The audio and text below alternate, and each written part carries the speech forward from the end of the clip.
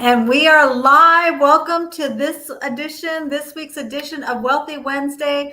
My name is Leah Garcia, financial strategist and insurance professional. And it is my mission, my crusade, my vision to help you properly protect, distribute, and transfer your wealth so that you can build your legacy and create generational and multi-generational wealth for your family.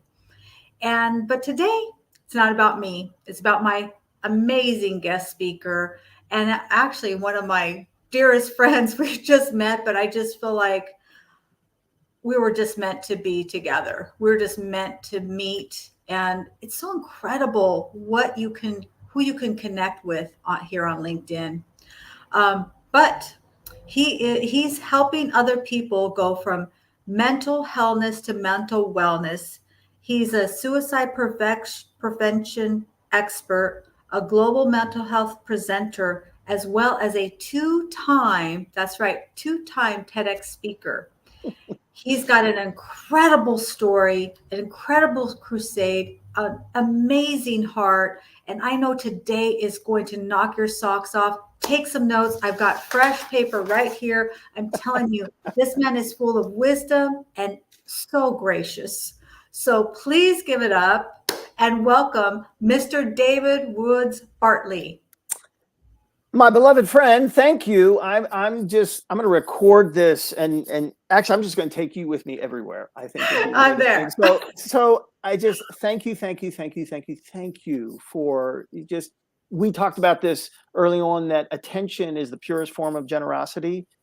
You have showered me with attention, and our connection is so incredibly, it's sacred to me. And I'm so honored to be here. The short version of my story, on August 31st, 2011, tried to kill myself. I tried to end my life by suicide. And I did that because I thought I was worthless. And I believed rather, that everybody would be better off without me.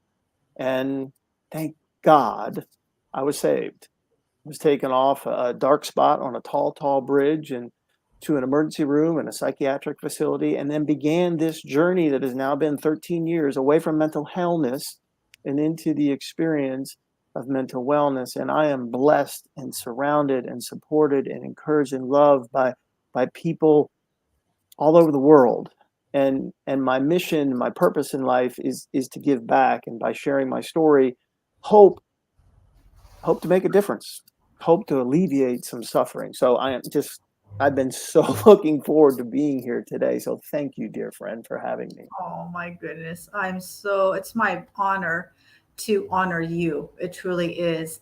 And so just a disclaimer, we are going to be talking about some sensitive topics here. David's story is really, might tug at your heartstrings. And so if this is not a good topic for you, totally understand. Please click off. But I think that if you can, I believe it's so important that we share this story because I believe that he can help a lot of people. And with that, I would love to welcome, of course, my corazón, Miss Margaret Martinez. She says, hello, David Woods Bartley. Thank you for your message. And amazing Margaret Martinez. You know her. Yes, I do. Margaret is phenomenal. She is. And the first time I met her, I said, you're a TEDx speaker. She truly is. She's absolutely. Oh my gosh. Gifted speaker. So we're going to get to that. So be ready to take some notes, Miss Margaret. And if you have any questions, go ahead and put them in the chat because David is a total open book. So how about if you and you touched a little bit on your story.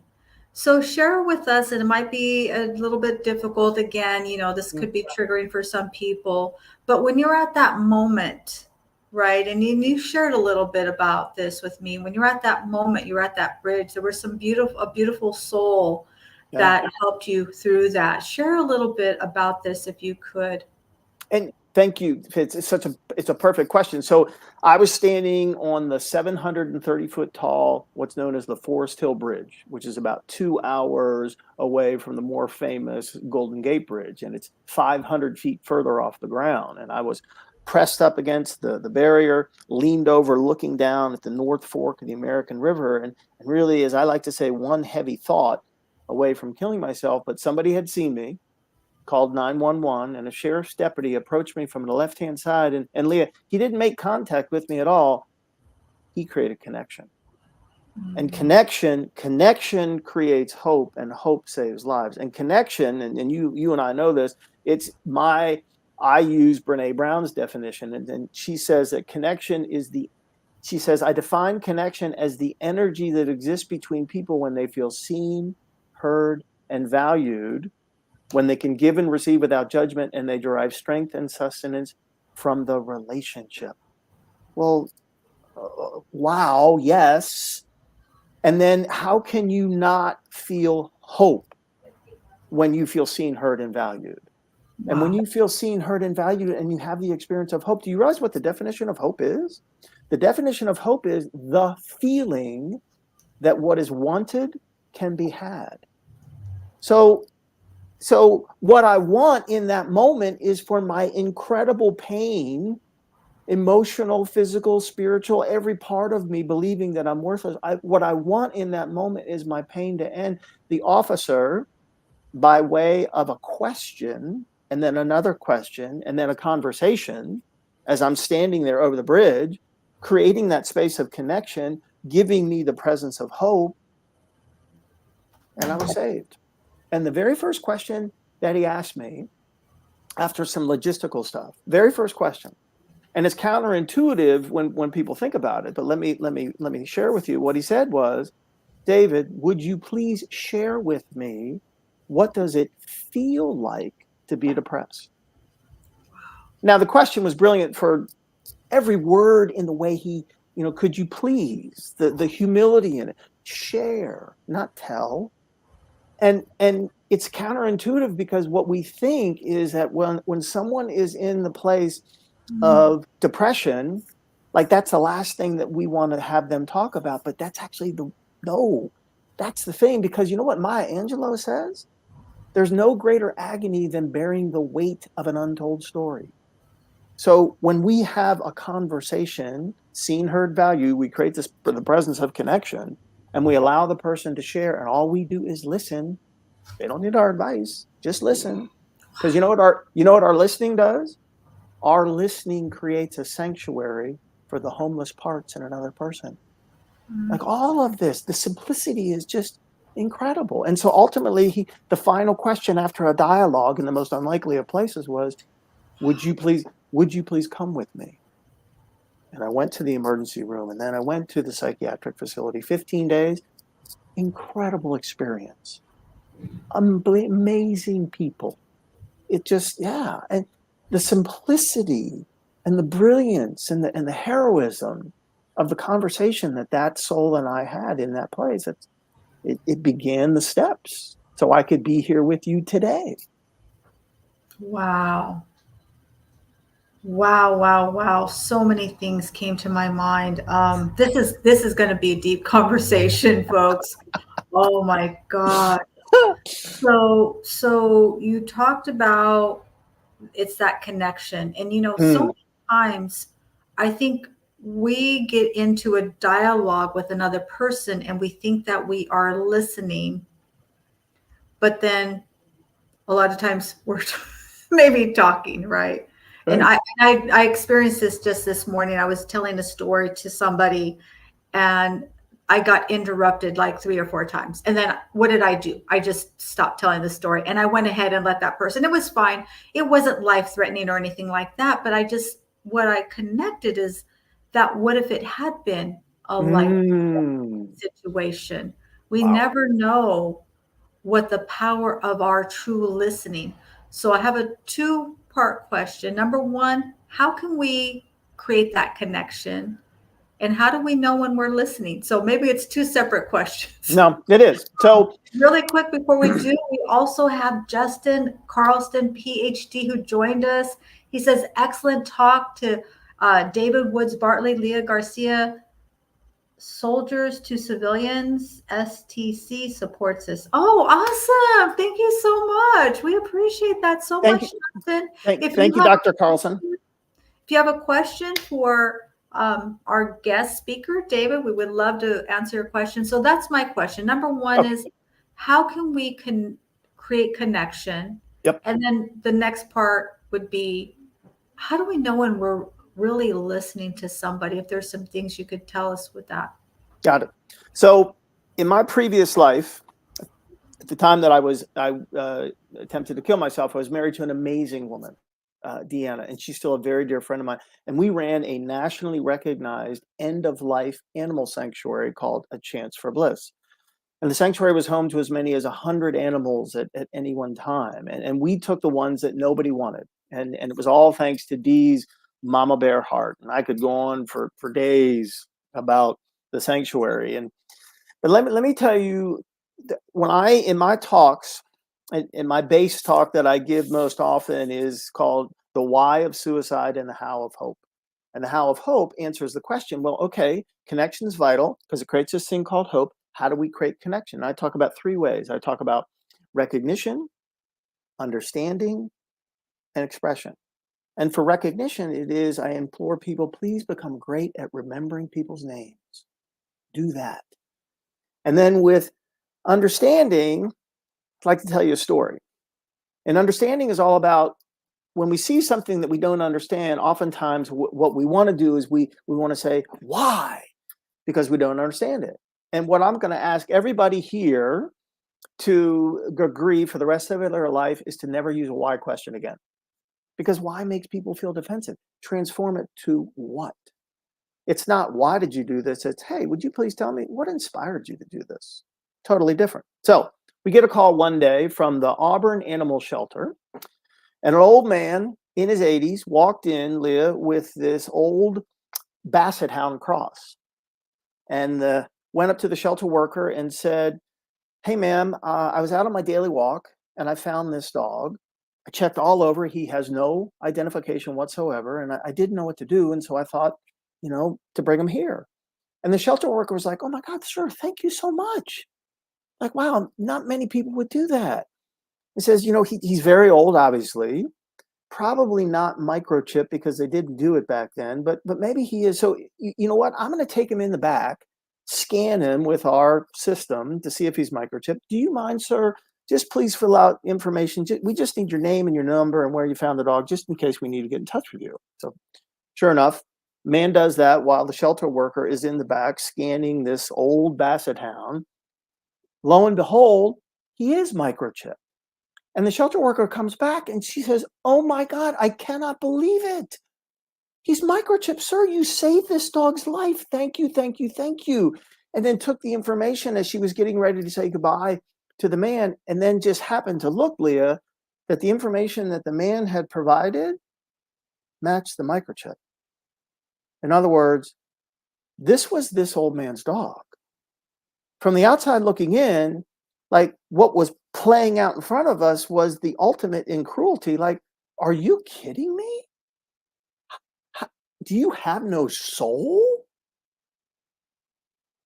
But you know what that shelter worker did? She asked one question. In seeing something that made no sense, she said, sir, what happened? And at that moment, Leah, this man broke down into tears. And he said, I'm so sorry. This is Joshua. I've had Joshua for 16 years. There's nothing more important to me than my dog. But I'm dying. And I'm going into to a medical facility, and they won't let me take Joshua. And I begged and I pleaded and I offered them to give all my money, and they said no. And ma'am, I said, I'm so sorry. I thought if I told you the truth, and because Joshua was so old, that you would put him to sleep right away, but I know it's not his time. And Leah, because this woman at the shelter knew there was more to the story, and because of the question that she asked, she got to know the story. And you know what she said next? She said, sir,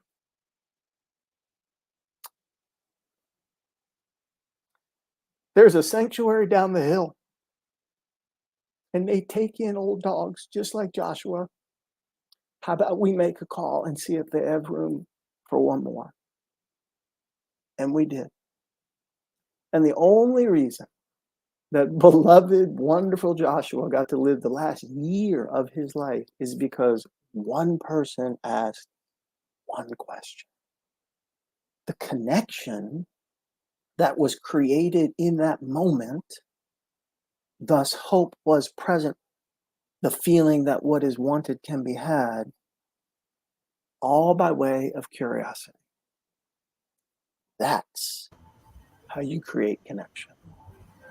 Yeah. I'll never ask a why question again. Scout's honor. And I want to welcome Pamela Keelbell, RN. I hope I'm not butchering your name. Thank you for joining us. And she says, make them feel value. Mm. I love that. You're so on point, Pamela. I love that. And just when you were telling that story, David, I could hear how if the question had been why, then I could have felt those defenses going up. I Right, could totally feel like, he's feeling judged, he's feeling, all these different things. And then he probably would have taken his dog and who knows what would have happened. right. But taking that time and really being intentional with our verbiage is so crucial sometimes. And I know that I'm guilty of it. Sometimes I use words that I later think, I could have phrased that better. But when we take that time to re-examine, then we can do better. So I love that story. So now how do we know in ourselves, say in conversations, Yeah. what are some things that we can do to check ourselves to really help us to know if we're listening to somebody other than, they say most people listen to respond. Sure. How do And we I do that. My gosh, No, I think you know what it's my beloved mother Suzanne. This is one of so wise, of course, with mom. And mom had a whole bunch of famous sayings, famous to me, and one was follow your gut. Follow your gut feeling. My mom would say that all the time. I'd say, well, mom, I don't know what to do. Follow your gut. So I would actually say that mom was mom's wisdom would apply to this as well. It's so in other words, I think the true sign to validate's not the right word, to affirm for ourselves that we're listening, it's a physiological response.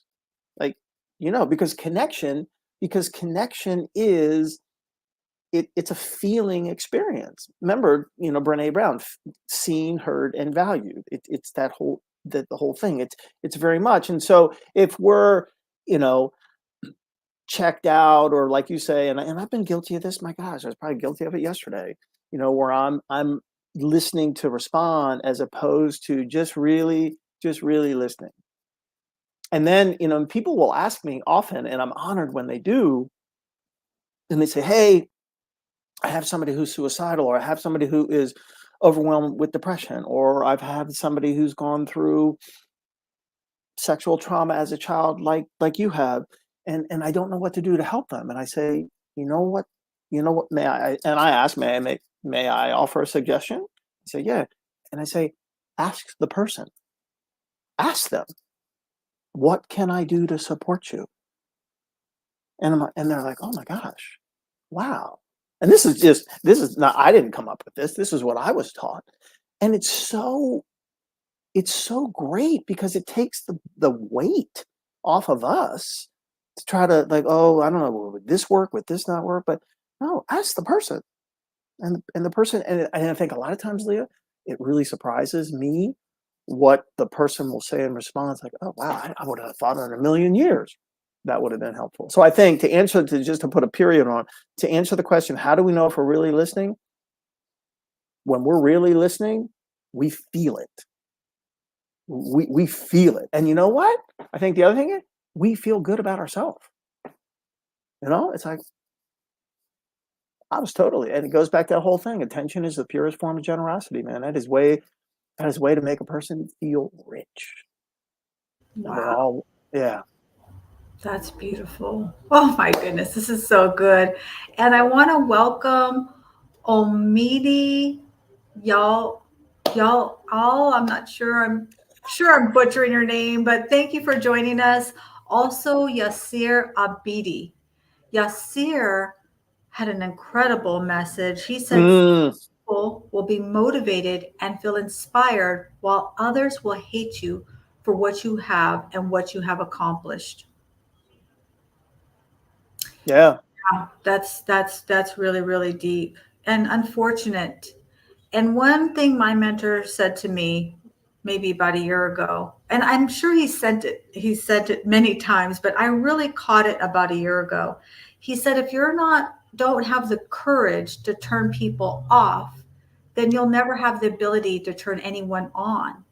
And so for me, what I'm learning in my journey, when I get those criticism, now of course there's going to be people who are going to give you that constructive feedback, right? We all need that. But when people are just really coming from that place and they're just really trying to put you down, you know what? I thank them and I wish them well. And my amazing friend Paul said, I just wish them well away from me. You know Isn't what? that That's a great? really, I like Isn't that that. genius? Paul is genius. And what I do now, and I mean that genuinely, because now I see, wow, I had the courage to turn someone off. Not everyone's going to like us. Not everyone is going to agree with us. And that's okay. But we still have to be courageous in our thoughts. No. People call it being authentic. Use whatever term works for you, but being consistent in who you are. And with that being said, we're all going to evolve and change, right? It doesn't mean that Mm, you're always going to have the same beliefs or always love peanut butter and jelly sandwich. But when people see the evolution and you recognize that evolution. So that's just my humble opinion, but I absolutely love that comment. Yes, sir. Thank you. And we have also, oh my gosh, Mr. Mike Drop is here. David Jones, CEO of Hello LLC. He says, holding on to anger is like holding on to a light stick of dynamite. Absolutely. Totally agree. He is Mr. Mike Drop, if you don't know. Yes, absolutely. So that's a great, great point. I love that though. It's really us having the feeling when we are really listening to someone, we are going to feel that vibration within us. And one thing I saw recently is this, it was a video someone shared, and they said, look at what happens when I'm with my son and I have a phone. And they showed what mm, happened. The little boy came running in, and the dad was on the phone, and so then the little boy's energy kind of went down, and the mm, little boy's there kind of talking to him, and he's on the phone, and so then the little boy's energy kind of went away. And then they showed the dad without the phone. The little boy ran in, the dad saw him, reflected, and they got into this wonderful conversation. He's carrying his little boy, and the dad didn't have a phone, and the little boy's talking to him. He's probably 2 years old, and the dad's reflecting back, and then the little boy just started to beam. And so, sometimes we allow little things, right? Little things to just get in the way of that true connection and listening. And we're all guilty of it. Listen, when yeah. I saw that, it struck me deep. Yeah. So when I'm with my beautiful, precious grandson, I just saw him yesterday. And remember, my work is on the phone. Played hooky yesterday, just so you all know if you didn't see me. I did. I played hooky. My daughter showed up, and we just went out to lunch and had family time, and it was wonderful. Went to the beach and all that. But I thought, you know what? I'm making sure he sees that I'm putting it Mm, down. I'm putting it away. And I didn't put it down and set it on the table or just set it, I put it away because that little message was replaying. So I said a lot, but we've got another comment that came in from Yasir. He says, yes, yes, totally agree, because it depends on your personality and your reaction. And that's the mm, impact of talking about your wealth and fortune. It's it's not a constant impact for everyone in every situation, but it varies depending on the person who's talking about their wealth. mm. so on point, and we could get real deep in that because Not I'm a really. money lady and I love to talk about people's ideas and their understanding about wealth. But thank you for the comment, Yasir. So, wow, good stuff here already. Good stuff here already. So, do you have something you'd love to share Yeah, about these comments that are coming in, David? well, they're incredible, and I think that's actually the last thing that I teach about how to create connection is expression. It's everything that Dr. Carlson talked about, that Margaret talked about, that Mr. Jones and Yasir with his brilliance, and I think we can create connection by way of expression. And if I may, I'd like to tell a story. So part of people ask me, how did you get to that place of, to be on the bridge? And by that point, I was 48 years old and had lived with depression for most of my life. And depression started when I was 12 years old. To say something that can be upsetting, I was raped. I was raped on repeated occasions by a Boy Scout leader. And every time the monster did these things to me, he would say, "David, don't forget these are initiations, and all the boys go through it, but we never talk about it."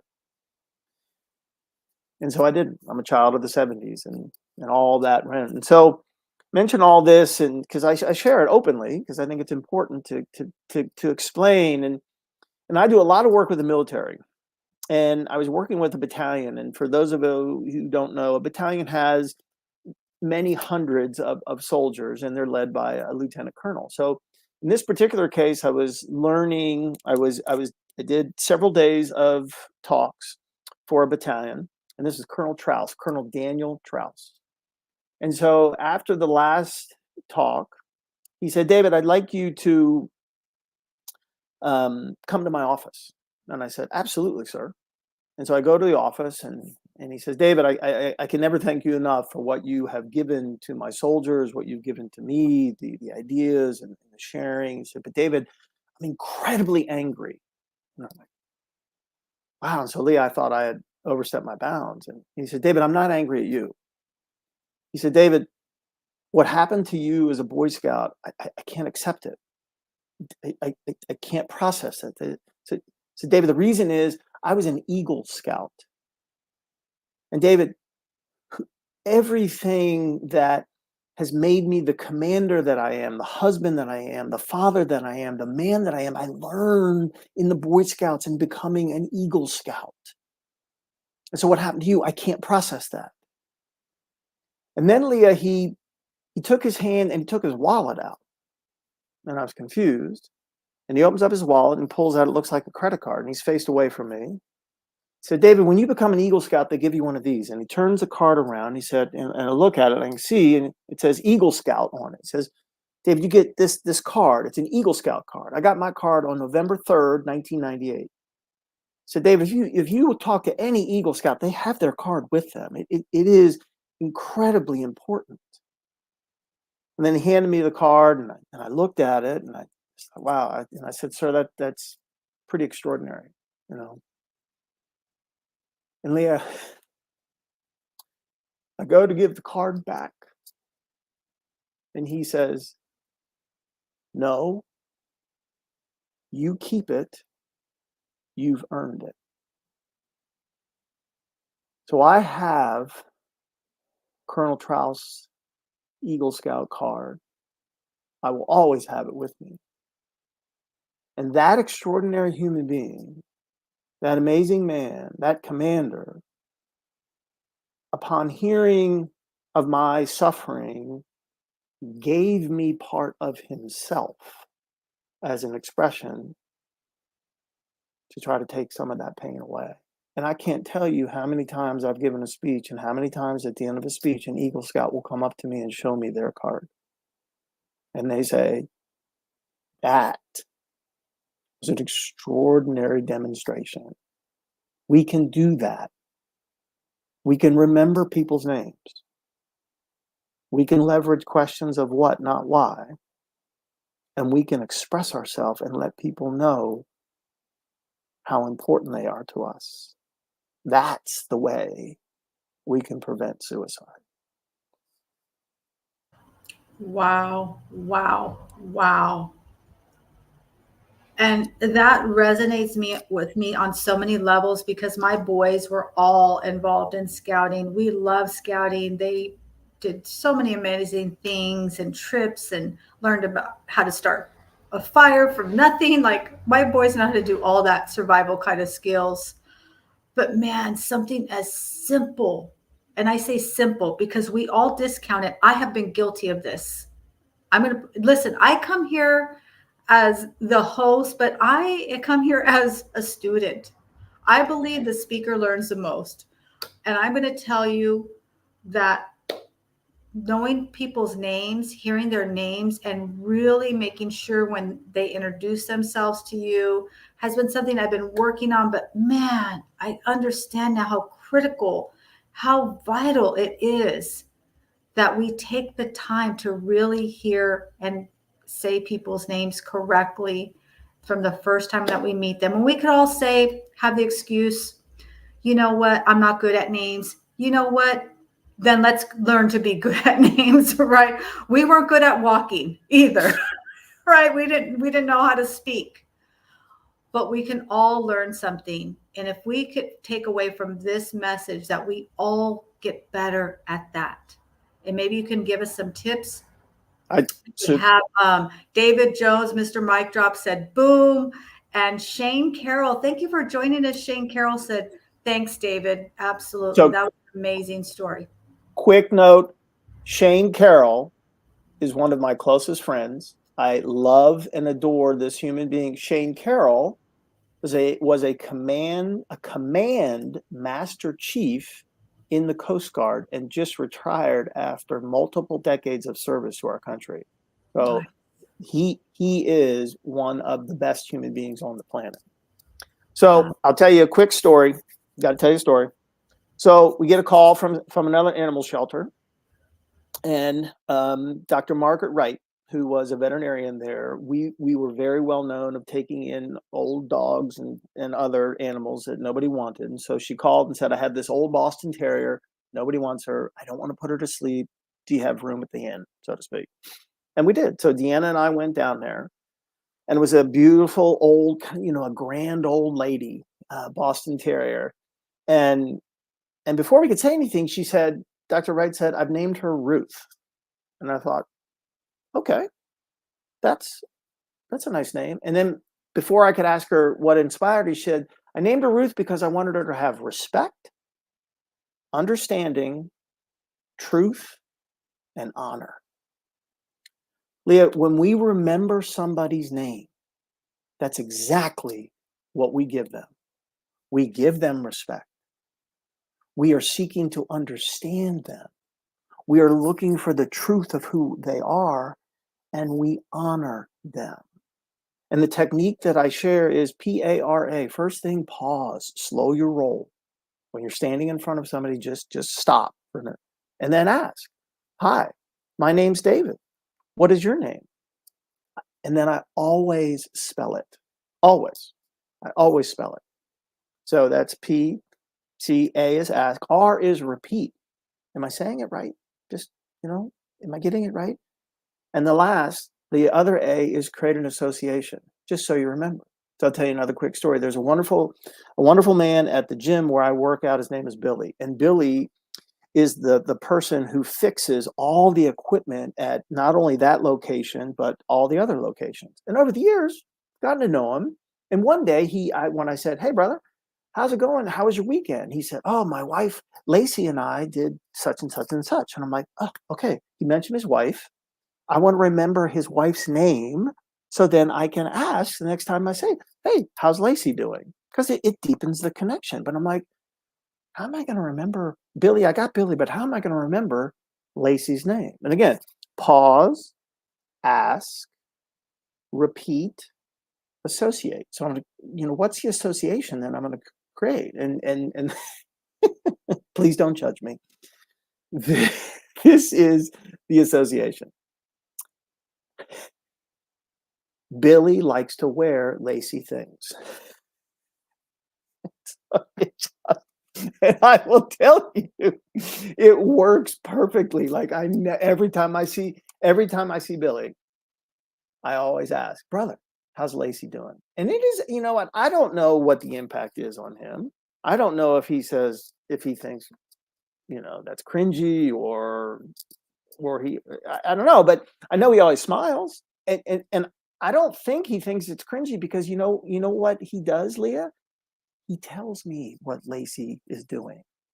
So I think, when we get good, not just at this person's name, but then we get good at remembering their spouse's name or their kid's name or their pet's name.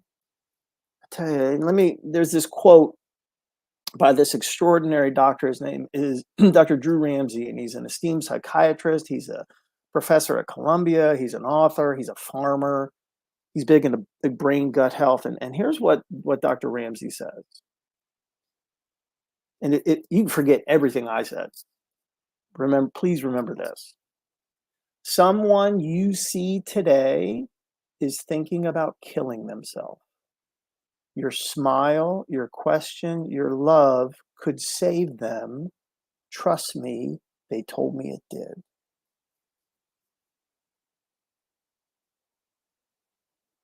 Yeah, so, so true. And I think that it's so easy to just kind of discount those things. Someone's walking in the door behind you. I'm in a rush. I'm just going to let the door close.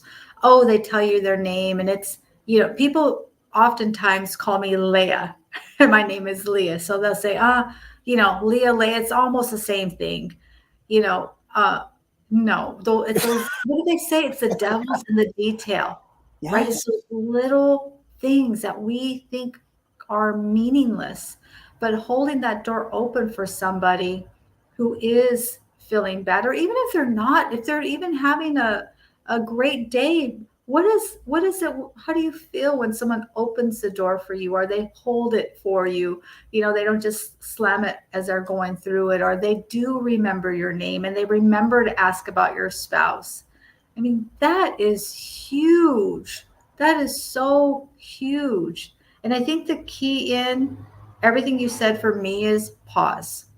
Right. No, and like you said, the speaker learns the most, and it's a reminder for me. It is. I think what I love what Dr. Ramsey said. 'Cause to a certain degree, it supports what my three methods are. Um, but I love what Dr. Ramsey said because it gives, I think in the crisis of suicide, which is the problem that I'm trying to respond to, he reminds us that we are all lifesavers. And it can be by the simple thing, as you say, my beloved friend, opening the door for somebody. And that's his quote. Dr. Ramsey's quote is you can imagine this person, this soul sitting in a session with Dr. Ramsey, and Dr. Ramsey says, well, hey, David, how are you doing? He says, you know what? Wasn't good. And I was going to kill myself, and I was on the way, but this person smiled at me. This person asked me a question. This person remembered my name. This person sent me a text and said, hey, you know what? In case you were ever wondering, I love you. You can imagine them sitting in a session with their psychiatrist saying, that's what saved my life. And I love it, so that it reminds us every day, how about we all go out there and save lives? What if we all did that? And like you say, and thank you for reminding me, pause. I gotta pause. Yeah, it's not what we do, but it is the power that comes behind it that we're not aware of. Right. I love to open doors for people. I love to hold the door open for people because it's so unexpected. People expect it from maybe a man or from a youngster. Maybe, they don't expect it from me. I don't know. Every time I open the door for somebody, they always get so surprised, like, oh my gosh, thank you. And it doesn't matter to me if it's a man or a woman or whoever it is. But that's just one thing that I absolutely love to do. And Miss Margaret, she says, in all we do, in all we do, all things with love, how could we go wrong? Amen. In all we Right. do all things with love, how could we go so wrong? And thank you both for the lovely shout outs. Oh, of course, my cariño. Of course, we'll shout you out. You're amazing. So now I want to get into the fun spot. And thank you so much for sharing your whole heart, my beautiful friend. I appreciate Absolutely. you so, so much. And this is definitely a connection that's going to go much, much deeper than our conversation here Hmm. today, for sure. Um, Absolutely. but I would love to ask you how that and all that you've experienced, and now you're this two-time, not just a one-time, because everybody can do something once, right? You're a two-time TEDx speaker. I see so many people who advertise, I can get you to become a TEDx speaker. I know people, I have a friend who paid thousands of dollars for a program that was supposed to help her to become a TEDx speaker. And I know there are many people on LinkedIn and my connections for sure who aspire to become a TEDx speaker. So share a little bit, if you can, about that journey. Maybe give them some tips if you could. Sure.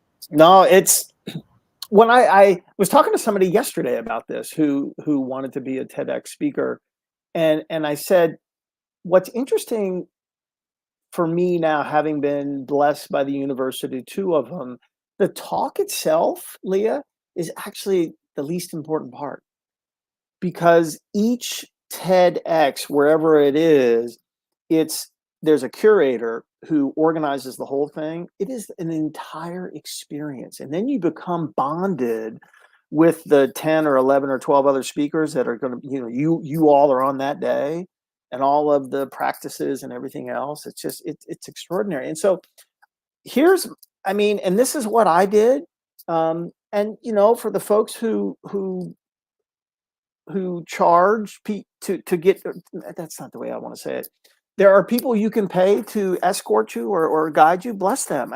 I didn't do that. And all I did, and this is what I will put out there, it's really not complicated, is to look for open call. Like this is literally what you type on the internet on Google, open call for TEDx speaker. And stuff will come up all across the country. And of course, every TEDx has a particular theme. And I'm nothing special. I'm a product of the souls, like the master, command master chief Shane Carrolls of the world who have helped me and built me to the point that I am. So I filled out the application and then sent it forth. And I can tell you exactly where I was and what it felt like when I got the email for the first one, and it said, "Congratulations, we would like you to be a TEDx speaker at TEDx Los Gatos." And Leah, I screamed because as a speaker, I mean, it may not be for everybody, but for me as a speaker, that's like the mountaintop experience. Like, and somebody asked me, was it yesterday? They said, "What is it? I mean, what has it done for you?" And then I'm like, it's almost embarrassing because as soon as I say that, yeah, I'm a two-time TEDx speaker, people look at me differently. I mean, they've never heard me speak. They don't know who I am. They don't know if I'm a good guy or anything else. But man, you say that and it puts you in a whole nother category.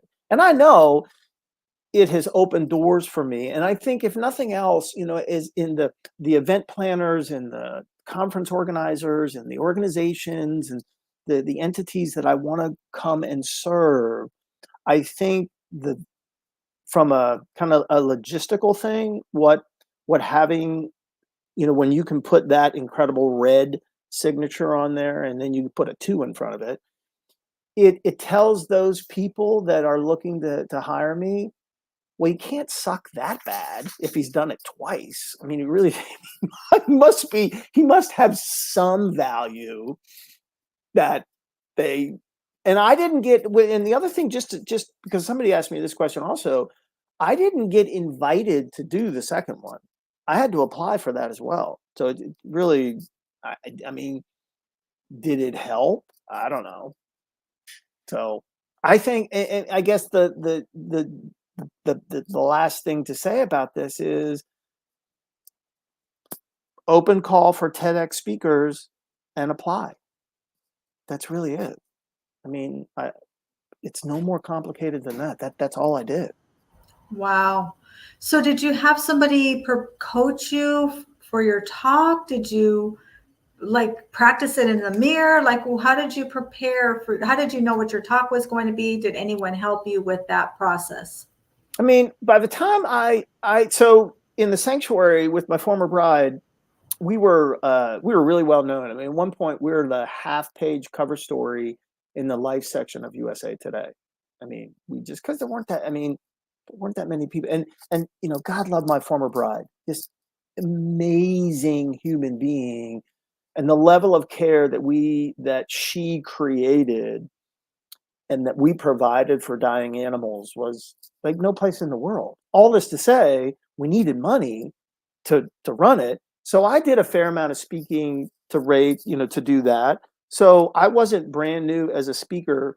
I had probably given, and then once I was saved from killing myself after a few years, I went back into the mortgage business and then was invited to speak, was given the opportunity, I laughed, given the opportunity to share my mental health story in this speakers group. And I'm like, why would you do that? Like, why would anybody want to hear my story about mental illness? And they said, well, we'll pay you $100. And I'm like, sold. I'll, I will do. So I'd probably given about 200 speeches, but a lot of these were like little teeny little rotary, speeches, still important to me. So when I got the congratulations, I began to work on my talk, and my first TED Talk's called "How Connection Saved My Life," and it's so I practiced and worked with it, and then when you become part of the whatever TEDx venue that you're going to be part of, there's all this support and work and camaraderie and everything else to work. So I got a lot of coaching on how to make the talk better, and then my second TED Talk is called "How to Save a Life by Sitting Down."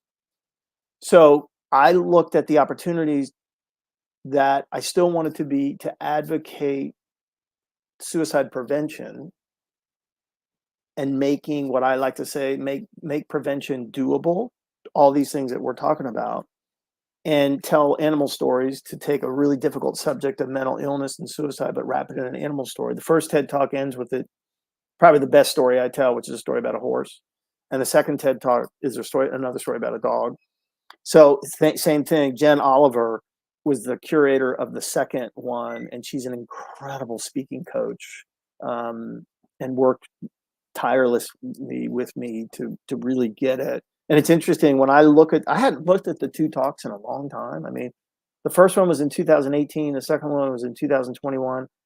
It had been 3 years, and so I looked at the two, and my evolution as a speaker, at least from my opinion, I see a pretty big difference between the two talks. And then if I look at now 3 years later, who I am now as a speaker, and I'm up at about 850 talks total around the world. I think now I'm just beginning to really hit my stride. I had a new medical therapy treatment that I'm happy to share details, but I know we're tight on time. But the result of it I didn't expect it, has made me, I think, a significantly better speaker than I've ever been in my life. And I'm 61. So, and I just want to be, and this is not about, I don't want people to say, oh my God, you're great. I want people, Leah, to be able to hear the message. So I judge myself, me being a good speaker is people are able to hear the message and they walk away with it, and then they're going to do something with it. They're going to go remember people's names, or they're going to go, they're going to say, oh my gosh, you know what, I'm not going to say why anymore. I'm going to do what I kind of like that, or they have something like an Eagle Scout card that represents part of who they are, and they remember what Colonel Trouse did for me, which every time I tell the story, of course, I'm in tears. Maybe they will do that thing. So that's my measurement. Am I a good speaker? And I think I'm starting to hit my stride now after 850 talks. like, okay, I feel like, all right, you don't suck, you know, you're okay. I mean, for me, what I'm hearing is, and this was true for me, it's like when we embrace our mess, it can become our message. Oh, For many, many years, for me, I never wanted to tell anybody that I grew up on welfare. Like that was something I never wanted to revisit. I didn't want anyone to know where I grew up. Like I really didn't. People would say, "Where'd you grow up?" "Oh, San Jose." Like, we didn't talk about the East Side, none of that kind of stuff. But then what I realized is that when number one, we have to, that's part of being authentic, right? Is it really, that's my history. And yep. number two, it makes us more relatable. If people just see the after, they see your second TED talk or they listen to you speak now, they think, oh, well, David's just a gifted, eloquent speaker. He's always been a gifted, eloquent speaker, right? But when we can rewind and look back, and you can even recognize it in yourself, and so did I, by the way. I saw was a distinct difference, which was exciting because the first TED talk is incredible.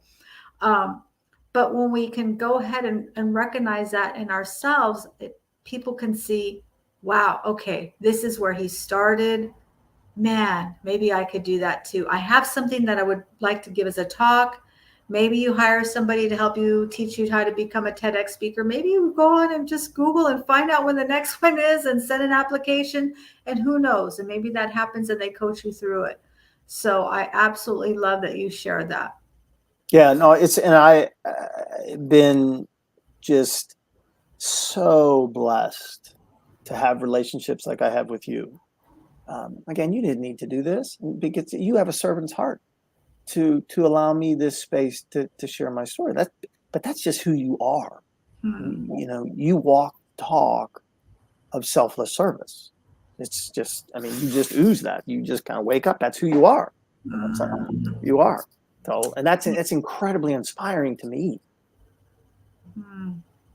Well, I appreciate you so much. So we're kind of winding down here. So how can people reach you?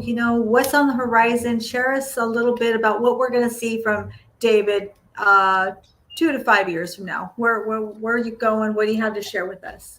So I really want to move into, most of my work thus far has been with the military, which I want to continue.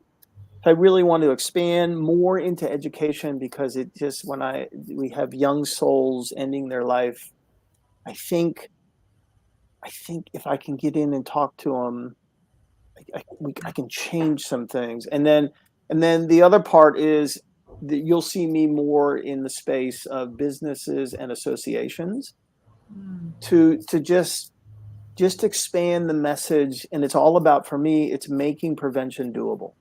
The people realize that, names, questions, and expressions, like you just do this every day, then you realize what Dr. Ramsey said is that someone you see today is thinking about killing themselves. Your smile, your question, your love could save them. Trust me. They told me it did. Yeah. There will be a book forthcoming that it's most all done. I need to do some editing. It's not about mental illness or depression. It's about the sanctuary, and it's really to honor my former wife. And the book is called "They Pooped, We Scooped: Unexpected Wisdom Picked Up at an Animal Sanctuary." And I'm an essay. It's just like I'm an essayist. I'm not, so it's probably 15 plus or minus essays and they're all just like, I'm a storyteller, so I don't use PowerPoints in my presentations. I mean, sometimes I will, but if I do, it's going to be, you're either going to hear a story of an animal or you're going to see a picture of an animal. So and if people want to get in touch with me, if you Google David Woods Bartley, things will come up. Please, if you or somebody is in a situation and you want to talk about depression, suicide, sexual trauma, my number 916-247-6389. Email David at davidwoodsbartley.com, and website, which we are changing. It's really my beloved niece. davidwoodsbartley.com is the website, and would love to come into your business and share. I have several different talks, everything from mental health to whole person care to talk about trauma, talk about all kinds of different things. It's really, I want to be of service, and I just want to help, and I want to tell stories that I think convey the fact that hope is possible. And I run into this. I mean, I saw my psychiatrist yesterday, and at the end of it, I said, "Dr. C, I love you," and he says, "I love you too." I don't know how many people have that kind of relationship with their psychiatrist, but I do. So let me tell you about that. Let me tell you about these extraordinary things that can happen to you, that can take you from hellness and some hellness to the place of wellness. So. Wow, that's a mic drop right there. That's a mic drop. So for sure, for me, I mean, so many great golden nuggets. Absolutely. The one thing that keeps just, just ringing out to me is hope is a feeling that what is wanted can be had. And when we have hope, that's when we can do it one more. Listen, we can all get through anything if we have hope. We can climb any mountain. We can sustain any obstacle. We have the ability to do it one more time, right? Whether you're questing for Exactly. wealth, health, whatever it is, if you have that hope, then I think that makes all the difference in the world. We can all save somebody by just offering some hope. So that was so profound for me. I love that so much, David. And I love you too. You're just so awesome. You're the best. You're the awesomest. Well, anyway, oh my gosh, thank you so much for joining me. This was so wonderful for me. And it does give me so much hope. It truly, truly does, that we can all have an impact. We can all make a difference. And just by listening a little bit more, pausing, right? Taking that time to pause and really to see and validate that other person is critical. So thank you so much, everyone, for joining us. Thank you. Thank you. Thank you. Thank you. Yes. No, Yes. this Yes. is one people are going to share. Please share, like, comment. And anybody you know who might be struggling, please connect them to David. His heart is totally open. Yes, when he says call me, he's serious. Seriously. Please, I beg of you. So perfect. So that's it for us. This was wonderful. Thank you so much for your time. We appreciate all of you who joined us. Thank you all. That's right. And I'll give you my heart rock too, my beautiful heart rock. That's incredible. Isn't that awesome? Oh, you know what? It's like your heart. Oh, it's beautiful. Well, thank you. So we will see you all at the top, because we all know it's way too crowded at the bottom, and we will see you next time. Thank you so much. Take care. Talk to you soon, everyone.